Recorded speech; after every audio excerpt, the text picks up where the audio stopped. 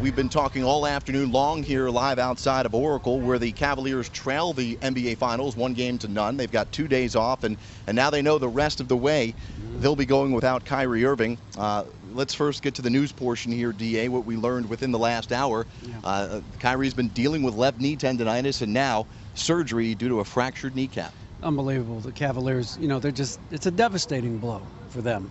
Even though he didn't play very much against Atlanta in the conference finals, the expectation was we give him a week to rest up, he'll be ready for the finals, and we'll at least get something out of Kyrie Irving in the finals. And it might be enough to help us win this series. And then he comes in and he plays pretty well, I think, for most of game one. And now you're behind square one. You're further back than you were 2 weeks ago with him. And it's devastating because LeBron James' whole point for coming here, I mean, really, the whole point was to play with Kyrie Irving first and foremost. Then they brought in Kevin Love. He wanted Kevin Love. But the first thing that got him thinking about coming back to Cleveland was, I can play with Kyrie Irving. And he hasn't played with that guy really throughout the playoffs. Unbelievable blow for the Cavaliers. Stu, we mentioned in our media availability show that you felt not necessarily that the 43 minutes that Kyrie played in game one was too much, but you thought maybe they would play him in more bursts like we've seen with other players, not necessarily just limit his minutes. Yeah, and at this point, the fact that we know he's out, you don't want to second guess what might have been. But and it's no time really to look back at what they did. The fortunate thing for the Cavs is they now know what they know, and they're not going to have Kyrie Irving. They've been in this situation before where they've played without him, and you've got about a day and a half to get yourself not only prepared, but your head mentally wrapped around as a team about how you're going to approach this next game.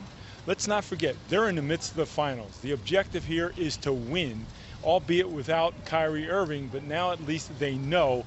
But my heart really goes out to Kyrie. This is a devastating blow. Yeah, we talk about playing hurt versus playing injured. He is injured, and there was concern, could he exacerbate things by playing? He took the time off in between there in a couple games, had extra rest leading into the finals here to get prepared. Felt awesome, communicated that.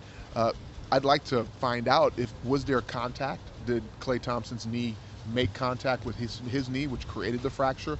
Was it, like he said, structurally the body is works in strange ways. One thing affects another, because there was communication that there was no concern for any further structural damage, yet this occurs. So whether he was having issues with his hip or back, and that led to his foot, and everything, it's a chain reaction. We know that, but it came up, and was fatigue involved? We're going to get to the ramifications here for the Cavs and how they'll attempt to move along here in the finals without Kyrie Irving. But I want to follow up with what we talked about earlier this afternoon about Kyrie, who's missed about 18% of his career already due to a myriad of different injuries all over his body. And now, it just adds to it the frustration level that must be going through Kyrie Irving, as you see all of the different issues, guys, that he's had just now in his fourth season in the NBA. I would say we could probably, we're talking Kyrie Irving, but we could probably put up every NBA player at some point in their career. They'll look like this. He's a young player in our game. Yeah. So every veteran that plays past 10 years looks like this, first and foremost. It's frustrating for him because you play your best basketball at this young time in your game, and now he's faced with another injury that's putting him out not only of the finals, but now further questioning whether or not he's going to have to face these challenges his entire career. We know financially how the game has evolved. We know where it's going to go in a couple years, the type of money players are going to make, the type of shoe contracts they make. It's different from our era in our game where we sacrifice our bodies and put ourselves out there when maybe we shouldn't have. But this is a young man with still a big, bright future ahead of him, and now we see the injuries have struck a nerve again. Yeah, and you have the Cavs organization that made a decision, and that decision was to place a large investment in Kyrie Irving, offering him a 5-year contract. But now you have to call it what it is. You have a player, a very high-level player, one of the best guards in the NBA, that is injury prone. There's no doubt about it. There's no way to get around it. At this age, at 23 years of age, to have this many injury situations has to be concerned for an organization going forward. And, but I know you deal with that later. Right now, they've got to focus on the finals. Well, the irony is that the Warriors had the exact same thing with Steph Curry. The exact same thing. It was a guy who couldn't stay healthy. His ankles kept giving out on him. They tried every orthotic, every shoe, everything. Couldn't stay healthy. Kept spraining his ankle. They gave him a contract, which was a gamble for both sides, really.